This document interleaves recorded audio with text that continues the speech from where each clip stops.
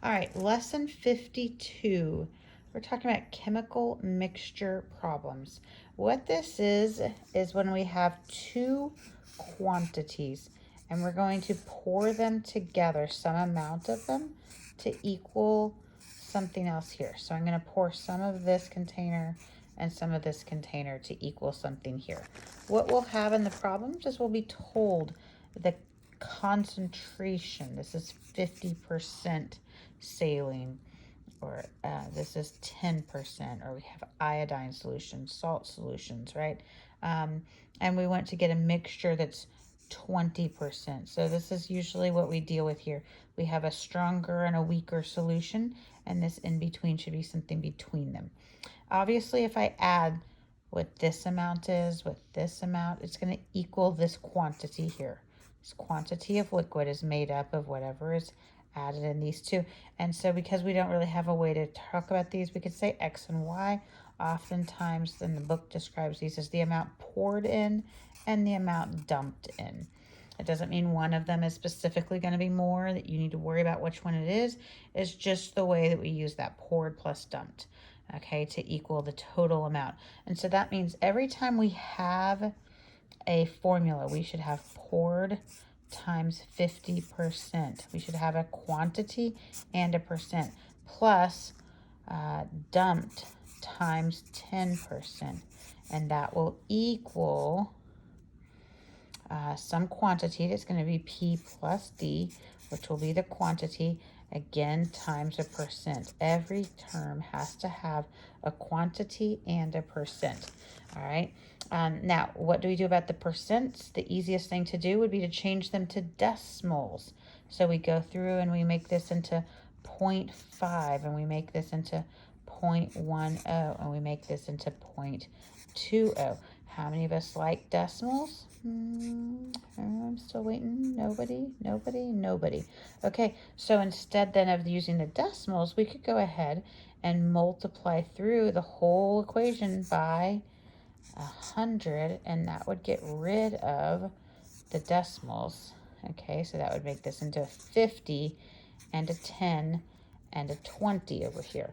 Okay, so it looks then just the same as the percent without the decimal, and it's going to be a larger number, but that's okay because it's going to not have a decimal to worry about. All right, you just are changing what was the percent, they become decimals, and then if you multiply through by 100, they become whole numbers. So let's look at an actual problem. The first one says a druggist, that's someone that works at a drugstore, it has a solution that's 10% iodine and another that's 50% iodine. How much should the druggist use to get 100 milliliters of a 20% solution? So as you can see, this is the problem that we started with. So this is the 100, okay? And so we have our percents. We have 50%, 10%, and the 20% to get a total of 100.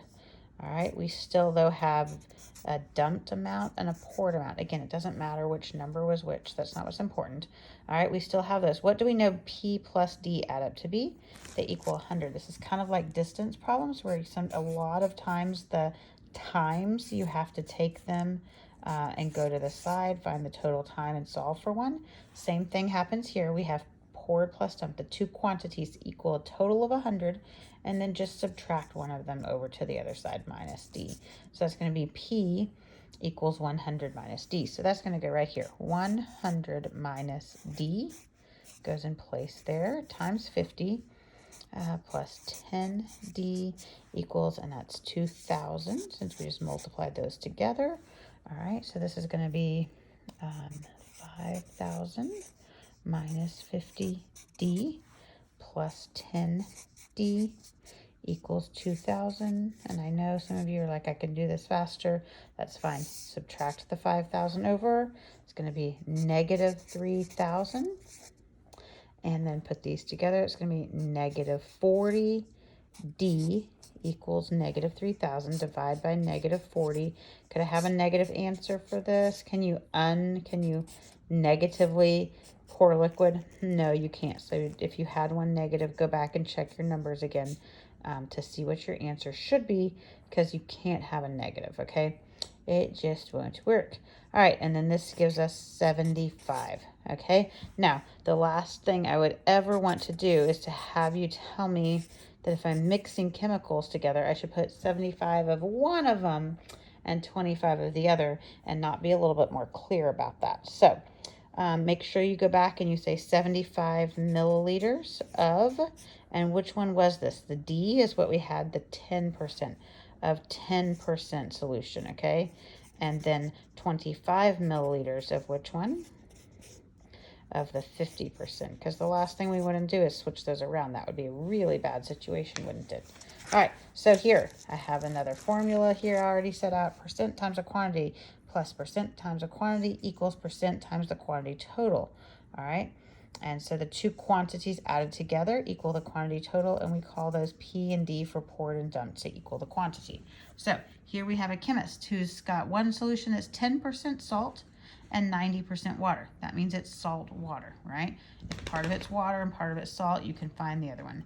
The other solution is 2% salt. How many milliliters of each should the chemist use to make 1,400 grams of a solution that's 6% salt?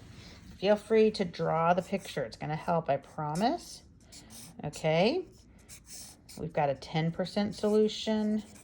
We've got a 2% solution, and it said he's trying to make a 6% solution, and he wants 1,400 milliliters of the solution, and it asks how much. So again, we've got P poured and dumped, and now this should kind of follow this. So 10% times P, right? And again, we're going to multiply through by 100, so the percents are going to go away, plus 2 times D equals, and then this would be 6 times 1,400. All right, I have two unknowns. I can't have that, but I do know that the poured plus dumped quantity equals how much? 1,400. So now we subtract this to the other side, and we get 1,400 minus D. Goes right here, times 10.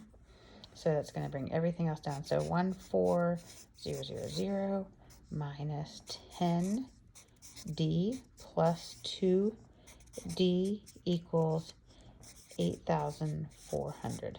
So we can subtract the 14,000 here. That's going to give us 5,600. And that's equal to what? Negative 8D. I put those two together there. Divide both sides by, oh, sorry, this was negative. Divide both sides by negative 8. And we get 700. Again, we get a negative and negative, so they cancel, be a positive. 700. 700 what? Again, make sure we go back. So we were solving for what here? For D. So that's the 2%, 700 milliliters of 2%. And then if we have 700, the total is 1,400. The other amount then is also 700. So you could actually just say 700 milliliters of each. But I always want you to make sure that you're telling me which amount is which. Okay, so you guys are going to do, if you're just finishing watching 52 now, you're going to do the practice problems for 51 and 52 if you didn't go back and do 51. And that's what you're going to check with me on at the beginning of your class.